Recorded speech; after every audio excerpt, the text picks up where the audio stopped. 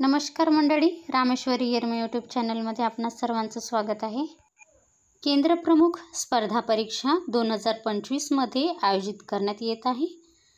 तर या परीक्षेची तारीख काय आहे, या परीक्षेच्या अटी व शर्ती काय, कोण या परीक्षेत सहभागी होऊ शकतात, वेतन श्रेणी काय, पात्रता काय, शैक्षणिक अर्हता काय, निवड प्रक्रिया कशा प्रकारे राबविला जाईल, अर्ज कशा प्रकारे करायचा आणि कोणकोणत्या घटकांवर अभ्यासक्रम राहील, हे सर्व आजच्या व्हिडिओमध्ये आज आपण बघणार आहोत।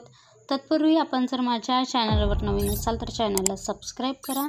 त्याचप्रमाणे व्हिडिओ आवडल्यास लाईक, शेअर व कमेंट करायला विसरू नका। बाजूचे बेल आयकॉन बटन प्रेस करा, म्हणजेच माझ्या नवनवीन व्हिडिओचे नोटिफिकेशन्स आपणाला मिळतील। तर चला मग सुरुवात करूया आजच्या व्हिडिओला। दिनांक 29/9/2025 रोजी हे परिपत्रक जारी करण्यात आलेलं आहे। तर विषयामध्ये काय दिलं आहे बघा, समूह साधन केंद्र समन्वयक म्हणजेच केंद्र प्रमुख मर्यादित विभागीय स्पर्धा परीक्षा 2025 प्रसिद्धी निवेदनाबाबत। केंद्र प्रमुख मर्यादित विभागीय स्पर्धा परीक्षा 2025 चे आयोजन ऑनलाईन पद्धतीने माहे डिसेंबर 2025 मध्ये करण्यात येत असून परीक्षेसंदर्भातील प्रसिद्धी निवेदन यासोबत जोडलेले आहे। तर बघा, ही परीक्षा येत्या डिसेंबरमध्ये होणार आहे। अनुराधा ओक आयुक्त यांच्या सहीनिशी हे परिपत्रक जारी करण्यात आलेलं आहे। या परीक्षेचे आयोजन दिनांक 1/12/2025 ते 5/12/2025 या कालावधी दरम्यान करण्यात येणार आहे। परीक्षेबाबतची अधिसूचना, वेळापत्रक व ऑनलाईन आवेदनपत्राबाबतची माहिती ही दिलेल्या वेबसाईटवर प्रसिद्ध करण्यात आलेली आहे।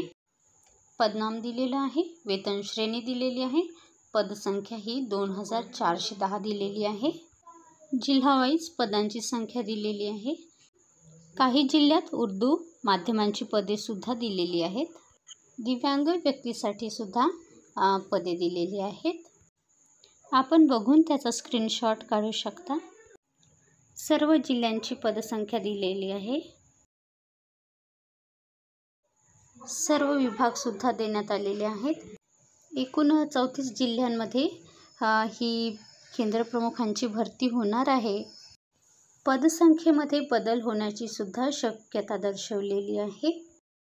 शैक्षणिक व व्यावसायिक अर्हता काय असणार आहे बघा, फक्त जिल्हा परिषद शाळेवर कार्यरत पात्र शिक्षकच या परीक्षेसाठी अर्ज करू शकतात।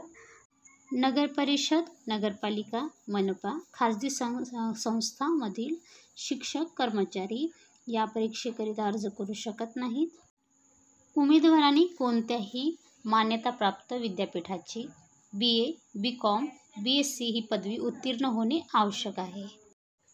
प्रशिक्षित पदवीधर शिक्षक प्राथमिक किंवा प्रशिक्षित शिक्षक प्राथमिक या पदावर किमान 6 वर्षे अखंडित सेवा पूर्ण करणे आवश्यक आहे। दिनांक 1/1/25 रोजी अखंड नियमित सेवेचा कालावधी विचारात घेण्यात येईल। शिक्षक ज्या जिल्ह्यामध्ये कार्यरत आहे त्याच जिल्ह्यासाठी निवडीस पात्र राहील। शासन निर्णयानुसार महाराष्ट्र शिक्षक पात्रता परीक्षा TET पात्र होणे अनिवार्य आहे असे म्हटले आहे। बुद्धिमत्ता व अभियोग्यता या घटकावर आधारित 100 प्रश्न असणार आहेत, 100 गुण असणार आहेत आणि उपघटक या ठिकाणी दिलेले आहेत। ते आपण बघून त्याचा स्क्रीनशॉट घेऊ शकता, अन्यथा व्हिडिओ खूप मोठा होईल। त्याचप्रमाणे पुन्हा एक खाली घटक दिलेला आहे, शालेय शिक्षणातील नियम, अधिनियम व शैक्षणिक नवविचार प्रवाह। तर यामध्ये सुद्धा 200 म्हणजे 100 गुण दिलेले आहेत। असे एकूण 100 असे 200 प्रश्न आणि 200 गुण दिलेले आहेत। अनुक्रमांक 2 मध्ये एकूण 4 उपघटक देण्यात आलेले आहेत, ते बघून घ्या। उपघटक 5 आणि 6 सुद्धा देण्यात आलेला आहे। निवड प्रक्रिया बघूया। लेखी परीक्षेकरिता एकूण गुणांच्या आधारे गुणवत्तेनुसार अंतिम निवड करण्यात येईल।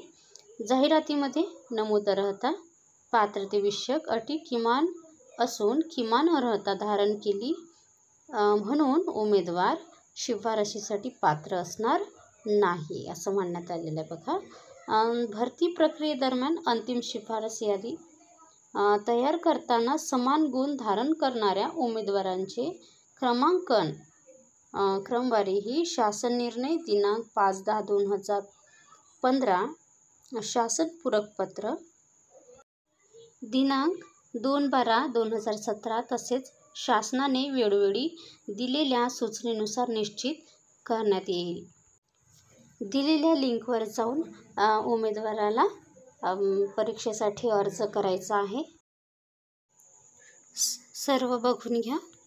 प्रतिज्ञापत्राचा नमुनासुद्धा देण्यात आलेला आहे.